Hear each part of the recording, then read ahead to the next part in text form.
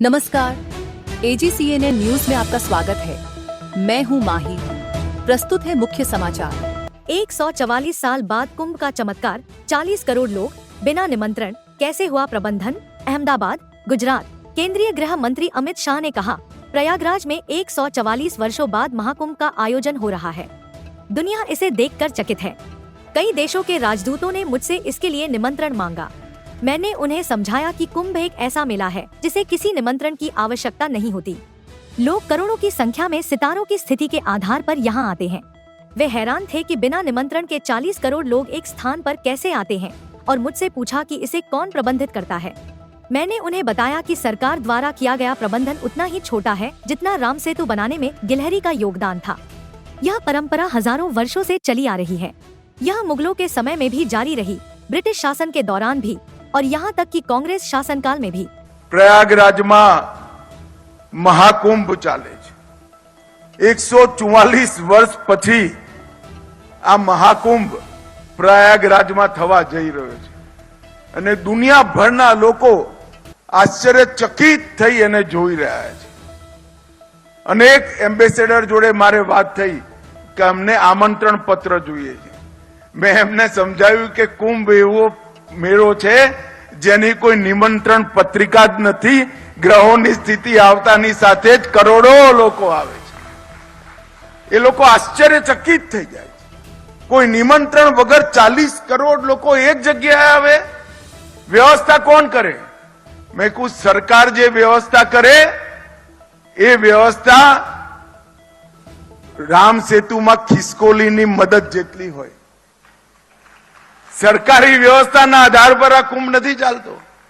अनेक संतो, महंतो, धार्मिक जनों, धार्मिक संस्थाओं आ करोड़ों लोगों ना रहवानी व्यवस्था अने कुंभ में गयेलो कोई पण व्यक्ति होटल में नहीं रोकातो। त्या टेंट में ठंडी में जमीन पर सूई त्या गंगा स्नान करवा माटे लोको जाय छे। एक देश मांथी 40 करोड़ लोग, लाखों लोग विदेश थी आश्चर्यचकित थाय एवी व्यवस्था न जाने केटला हजारों वर्षथी चाले छे। मोगलो आया तो ए चाली, अंग्रेजो आया तो ए चाली अने कांग्रेसियाओनुं राज थयुं त्यारे ए चाली। एने कोई ना रोकी शक्युं। ए सरंगे सरंग अक्षुण्ण रीते, अखंड रीते एक परंपरा तरीके चाली अने आजे महाकुंभનું આયોજન ખૂબ મોટી માત્રામાં થયું છે। ખૂબ સુંદર વ્યવસ્થાઓ ત્યાંથી। હું આજે ગુજરાતભરના લોકોનું પણ આહવાન કરવા માંગુ છું કે સૌએ મહાકુંભ કદાચ એક જન્મમાં તો ઘણા લોકોના નસીબમાં નથી આવતો, ઘણાના અનેક જન્મો સુધી નથી આવતો। મહાકુંભમાં જરૂર જવું જોઈએ। આ કુંભ अपने एक प्रकार थी कुंभ पोते ज समरसतानो, एकतानो संदेश छे। त्या कई जातिनो कोण छे कोई नहीं पूछतुं, कया धर्मनो छे, कया संप्रदायनो छे कोई नहीं पूछतुं। जे जाए एने संतो भोजन करावे, जे जाए एने सेवाभावी संस्थाओं भोजन कराए अने जे जाए ए गंगा में डूबकी लगाई पुण्य जागृत करी पोताने पवित्र करी पाछो पोताना घरे जाए।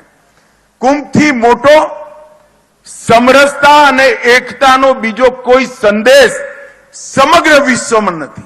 ज्यां ना नाम पूछाय, ना कुळ पूछाय, ना धर्म पूछाय, ना जाति पूछाय अने ज्यारे प्रमुख स्थान स्नानो होय ए वखते तो कोई एकबीजानुं मोढुं पण जोया वगर निश्चित समयनी अंदर गंगा में डूबकी लगावा माटे गंगाजीना शरणमां जता होय छे।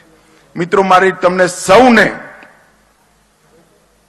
एक अपील छे कि आ महाकुंभ में एक बार जाओ अने घरना युवानों ने किशोरों ने जरूर लई जजो।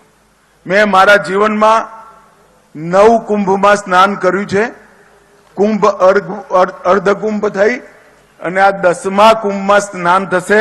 मारू हूँ पण 27મી त्यां जवानो छुं। मारी आप सौने विनंती छे कि बधा ज लोको त्यां पहोंचे। आज के लिए बस इतना ही। नमस्कार।